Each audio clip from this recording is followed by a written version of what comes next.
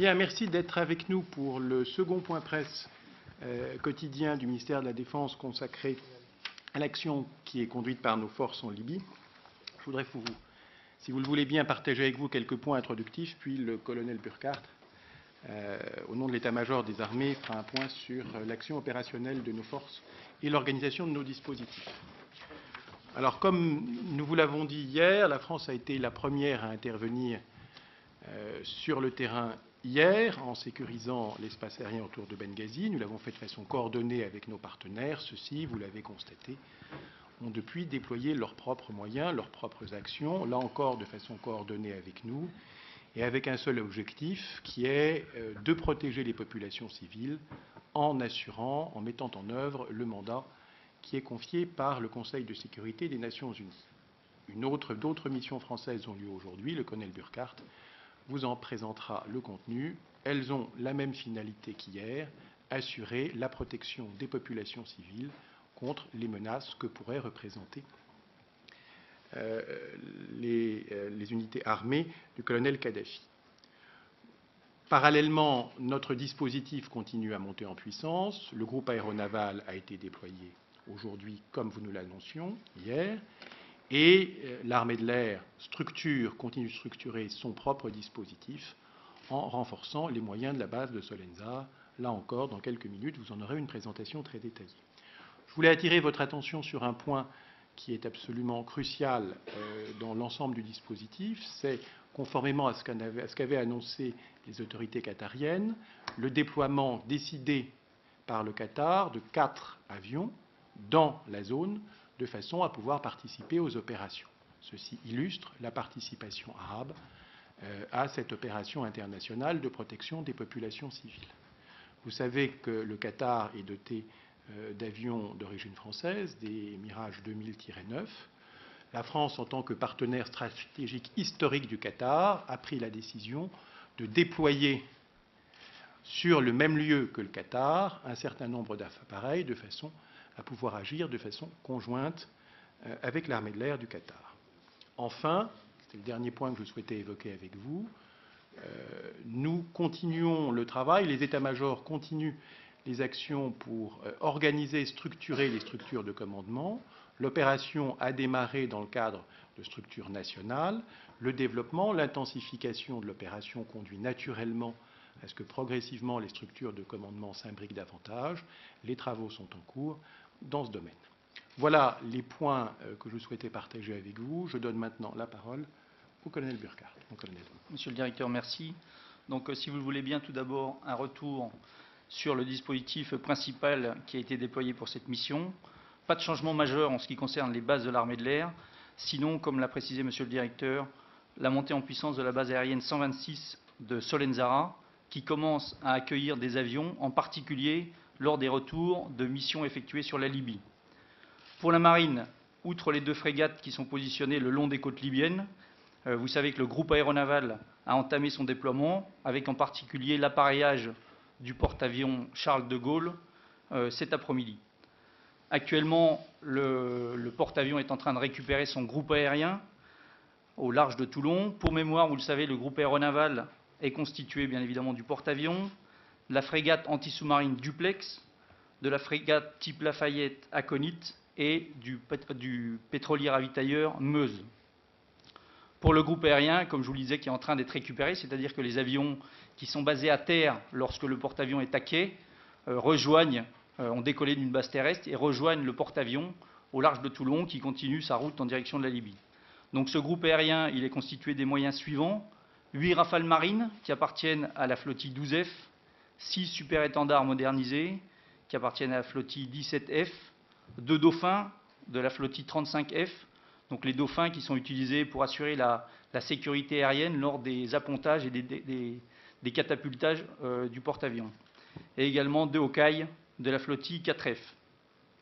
À noter également l'embarquement de 2 Caracal et d'un Puma qui appartiennent à l'escadron 167 Pyrénées, un escadron qui est basé à Cazaux. Ces appareils sont chargés en particulier de la recherche et du sauvetage de combat au profit des aéronefs qui sont engagés dans les missions. En ce qui concerne les opérations aériennes qui ont été effectuées aujourd'hui, plus d'une quinzaine d'appareils ont été engagés, quinzaine d'appareils représentant la totalité des capacités, enfin, disons un large éventail de capacités, air-air, air-sol, c'est-à-dire pour faire des missions de défense aérienne, également des missions d'appui au sol, mais également des capacités de ravitaillement et de contrôle et de détection aérien. Ceci, bien évidemment, sans oublier la participation active des frégates antiaériennes Jean Bart et la frégate de défense antiaérienne Forbin, qui sont depuis déjà un certain temps déployées au large des côtes libyennes et qui disposent elles-mêmes de moyens de détection et d'armement antiaérien performants. Pour les opérations aériennes, l'effort du jour a porté sur le volet frappe au sol.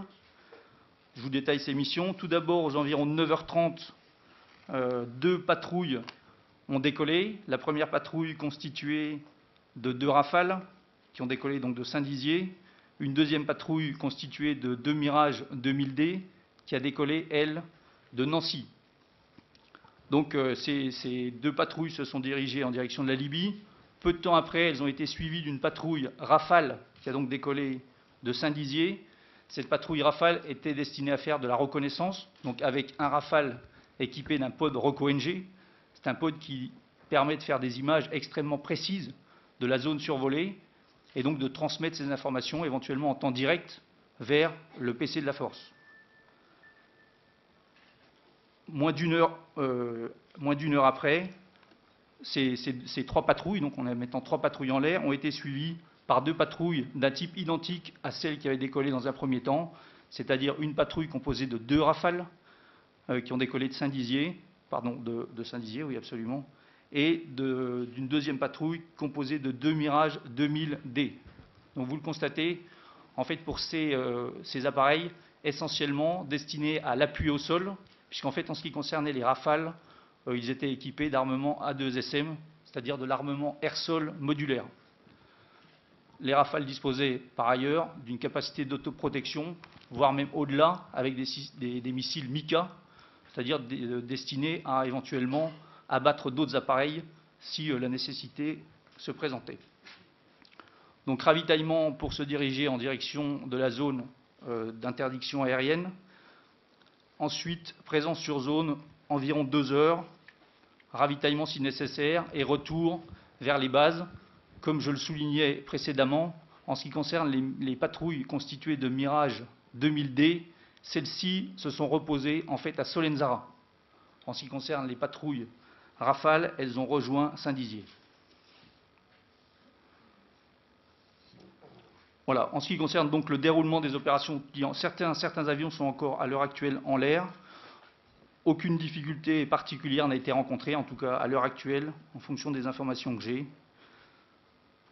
Ça nécessite là aussi, comme hier, une coordination assez importante en ce qui concerne l'ensemble des moyens, aussi bien en termes de ravitaillement que de détection, puisqu'il y avait bien évidemment un AWACS qui assurait le contrôle de ces opérations, mais également puisque des aéronefs alliés opèrent actuellement également dans la zone. Voilà, donc en ce qui concerne les opérations d'aujourd'hui. Vous voyez sur la base des éléments qui vous sont donnés par le colonel Burkhardt que, d'une part, l'opération d'hier, telle qu'elle a été appréciée par les populations civiles de Benghazi, a montré son efficacité, puisque le constat a été fait par les populations civiles elles-mêmes que la pression s'était relâchée. Vous voyez également qu'aujourd'hui, le déploiement de nos moyens n'a pas rencontré d'opposition. Ce qui veut dire que si nous n'avons pas engagé de frappe, c'est qu'aujourd'hui, sur le terrain, là où nous agissions, il n'y avait pas de menace contre les populations civiles. Ce qui veut dire, encore une fois, que l'action conduite à ce stade est une action efficace. Des commentaires similaires, je crois, ont été portés par les autorités britanniques et américaines concernant les actions qu'elles ont été amenées à conduire.